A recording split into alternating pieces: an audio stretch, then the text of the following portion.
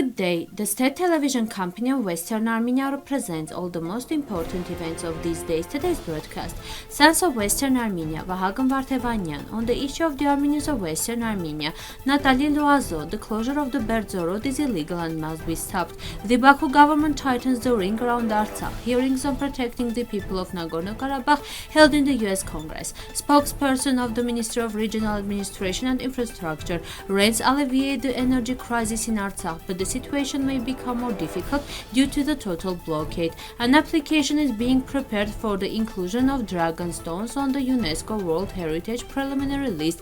Moshagbyur, a monastery that breaks shackles.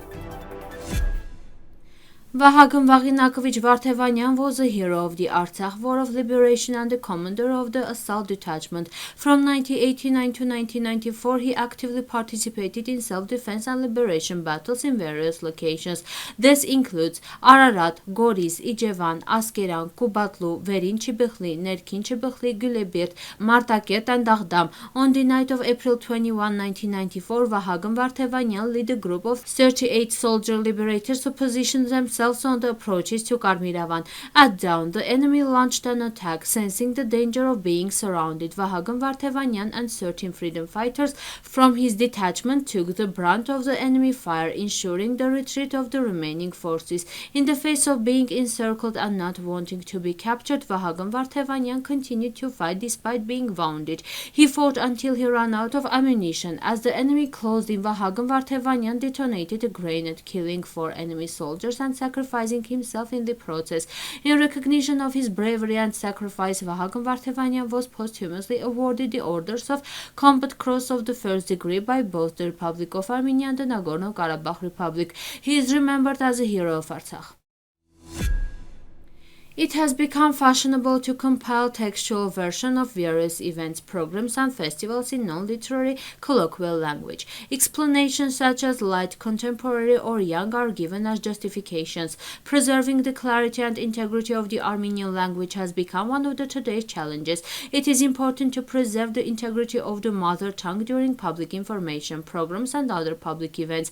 Language is not only a weapon but also the most important component of national identity. When language is corrupted, it affects thinking, perceptions, ideas, and the value system. The need to maintain the purity of the Armenian language is not limited to theoretical discussions but has practical implications in everyday life. While language is a living organism and subject to change, it does not mean that any change, especially those flavored with vulgarity or excessive use of foreign words, should be accepted and encouraged as innovations. Language is directly linked to culture. It is a means of communication, connection, and transmission of values, beliefs, and traditions among individuals. Today, the Armenian identity, language, culture, and historical memory are under relentless attack. These are the pillars and sources of our existence as a viable nation-state and people. Throughout history, conquerors have attempted to suppress or destroy the cultures and languages of conquered peoples afterwards. There have been instances in our history when the Armenian people and the intelligentsia have opposed such events. However, as an independent state, we have become more careless about preserving our national identity, especially in regard to language and culture. We underestimate the importance of protecting this domain, and as a result, we suffer losses in other areas. The crisis of national identity becomes directly comparable to the challenges that threaten our spiritual security. A delegation headed by Nathalie Loiseau, chairperson of the European Parliament Subcommittee on Security and Defense Affairs, has arrived in the Republic of Armenia. Speaking at press conference, Nathalie Loiseau emphasized that the closure of the Berdzor road is illegal. We have arrived with a delegation of 6 members of the parliament representing different countries. We aim to assess the situation ourselves and observe the progress of the EU civilian mission that has been working on the border for the past 4 months. I also want to send a message to the EU ambassadors accredited in Baku that if Azerbaijan invites them to visit the illegally established checkpoint, they should refrain from accepting the invitation in accordance with the ruling of the International Court of Justice. The United States cannot accept the threat of genocide or ethnic cleansing in Artsakh. Congressman Chris Smith made this statement during hearings on protecting the peoples of Artsakh at the U.S. Congress Tom Blanton's Commission on Human Rights. The congressman emphasized that the small defenseless population of Artsakh is surrounded by larger and more powerful Azerbaijani forces backed by Turkey. Chris Smith said, "Since 2020, the Baku government has been strangling Artsakh. Its forces have not only occupied much of the former territory but also encroached upon the territory of the Republic of Armenia. The Baku government has violated treaties, making it increasingly difficult for people in Artsakh to obtain food and other goods. As our government negotiates with the leaders of Baku and the Republic of Armenia, we in Congress have an obligation to assess the situation. Our country cannot accept the threat of genocide and ethnic cleansing in Artsakh." Frank Balun, co-chair of the Armenian Committee of the U.S. House of Representatives, stated that the Baku authorities are clearly taking deliberate steps to expel the indigenous Armenian population from Artsakh and deprive them of the opportunity to live freely and peacefully in the land of their ancestors. This is a clear sign of ethnic cleansing that should not be ignored. Palun emphasized Azerbaijan's genocidal intentions in the context of the ongoing aggression and blockade against the people of Artsakh. It is time for the United States to make better and more effective use of diplomatic tools at its disposal, including sanctions, to end this crisis. The government of Western Armenia appreciates the hearings organized by the U.S. congressman and noticed with satisfaction that the West is beginning to recognize the anti-Armenian policy pursued by Baku authorities. The government of Western Armenia has repeatedly raised this issue. The ice has finally broken and humanity has realized that the policy against the indigenous population of Artsakh and the Armenian people in general is a threat to humanity and harbors the potential for new massacres. Only the final establishment of the state of Armenia within its legal territory can ensure geostrategic stability and create a new political map.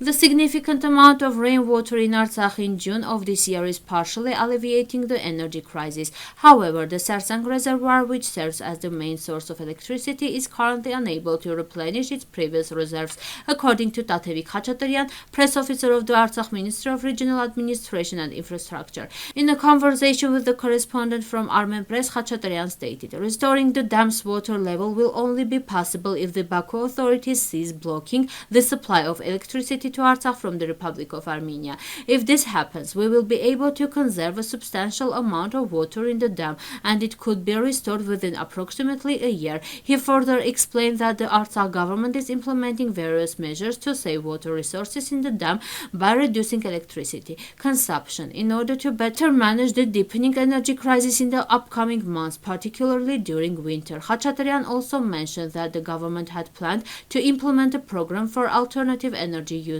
in case it became possible to transport limited humanitarian supplies through Russian peacekeeping troops. However, a few days ago, due to another provocation by Azerbaijan, Artsakh was subjected to complete blockade, rendering the importation of necessary equipment impossible. According to information provided by the Ministry of Education, Science, Culture and Sports of the Republic of Armenia to Armen Press, the government of the Republic of Armenia has made redistributions and additions to the law on the state budget for 2023.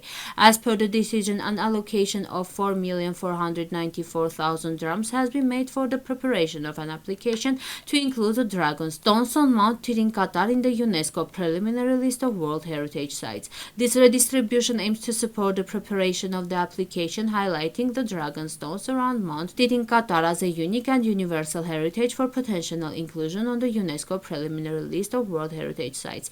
Currently, 3 groups of monuments from the Republic of Armenia are inscribed on the UNESCO World Heritage Master List. These include the Sanahin and Haghbat monastery complexes, the Vardevanyan monastery and the Upper Azad River Valley, and the Ejmiadzin Cathedral and churches in Ejmiadzin and Zvartnots Cathedral. Furthermore, 4 groups of monuments from the Republic of Armenia are included in UNESCO's tentative list of World Heritage Sites. These are the ancient district of Devin, the Noravang Church and the Amaghu Valley, the Yerevan Temple, and the Tatev Monastery Complex and the Tatev Desert. According to UNESCO's procedures, an object must be pre-listed before it can be included on the main World Heritage list. The monastery of St. Hovannes Karapet in the village of Moshagbyur, constructed in 1301, is situated at the northern foot of the Urtsi Mountains in the Ararat region. Its establishment was dedicated to the 1000th anniversary of Christianity adoption in Armenia. Until recently, both the monastery and the adjacent abandoned village were known as Zângerlu. However, since 2004, by the decision of the government of the Republic of Armenia, the abandoned village has been renamed Moshagbyur. According to one of the few inscriptions found in the monastery, it was founded as a cemetery by the Orbelian dynasty. The inscription also mentions the name of But, the architect responsible for constructing the monastery. The monastery complex includes the Spitakavor Surp Astvatsatin church built in 1301, the 14th century courtyard, a two-story tomb monastery buildings from 1896 and walls from 1897.